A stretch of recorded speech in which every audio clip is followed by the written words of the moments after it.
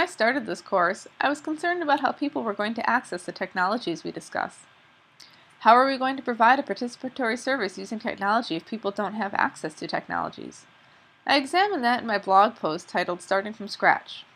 In Starting from Scratch, I researched a few statistics on internet access in the United States. As it turns out, 28% of all households do not have internet access. 58% of rural households do not have access to high-speed internet, as do more than 90% of Native American tribal populations.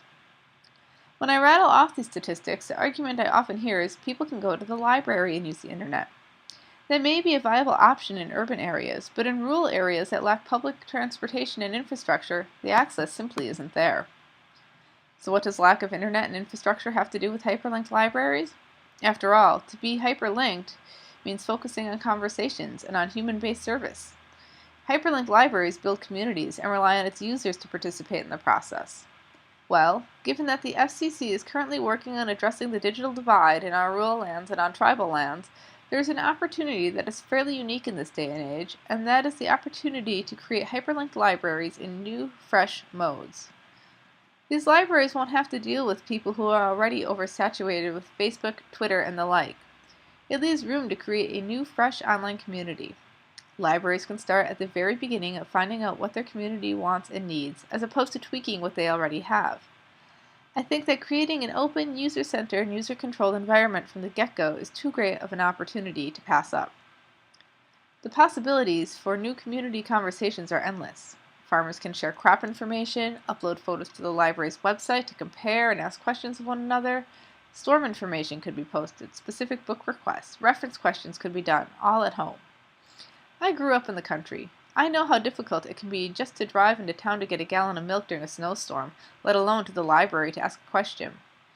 If farmers in Uganda can upload pictures of their plants through a library service that helps them deal with plant diseases and pests, so can we. New technologies are great. They can make access to information easier, create communities, and provide idea-generating forums. However, adopting new ways of doing things and new ways of doing daily tasks can be scary and intimidating. My blog post, Human Connections, examines my own technophobia. Technophobia occurs when people fear new technologies, whether it be for political, financial, or personal reasons. There are some technologies that just flat out scare me. Human organs created by a 3D printer, robots replacing the human workforce, Google Wallet. Never mind technophobic. Some of those ideas make me techno-paranoid. Where's the human connection? Are we starting to devalue human-to-human contact? I guess that's where my technophobia is at. Fear of losing human contact. I don't like it when I need to call a business and a machine answers the phone. I don't find that service to be efficient at all. In the library where I work, there was a backlash against the new self-checkout. There's something to be said for meeting someone with a smile and a nod of understanding. That can't be communicated through technology quite yet. It's not that I don't like what we have now and where we are going. Facebook and FaceTime keep me connected with family living around the world. It's nice to see their faces, their homes, their growing families. If one of my nieces climbs Mount Everest, I'd love it if she wore a device like life vlogging so I can share in the adventure. What I don't want to happen as we go barreling down this technology road is to lose the physical and psychological connections we make as human beings. While much of my focus has been on finding connections, human and otherwise, between patrons and library services, I realized that there is another important aspect of providing hyperlinked library services, appealing to the host system. I wrote about that in my blog post, Libraries as Ecosystems. My original thoughts on the topic stem from Aaron Schmidt's lecture, where he notes, the whole library, every person in every department, should be on board with creating a positive user experience. I spent a lot of time thinking solely on librarians creating positive user experiences, but not how that fits into the larger picture of the library as part of a government structure that fits into a community. Aaron made a great analogy in his lecture that libraries exist in an ecosystem. Aaron referred to a piece titled, What's a Library Worth? By Eleanor Jo Roger.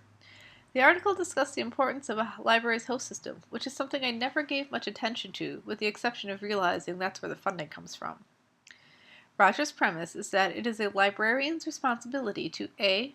Understand the host system and its mission, B.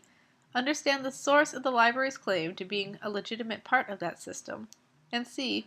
Do their work so that the system is better because they are there. Every library is part of a bigger host system, whether it be a city, county, school, corporation.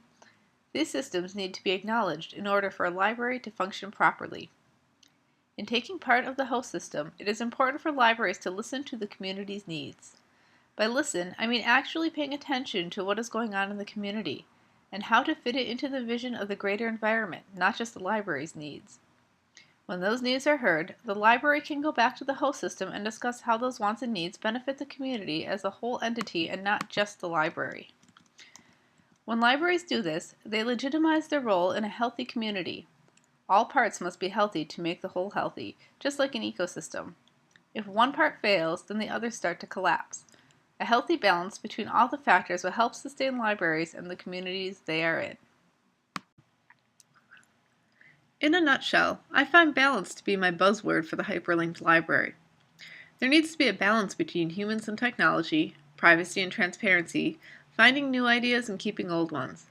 By paying attention to one's community, its needs, and its habits, the library can truly be a community-centered hub of learning, creating, and sharing.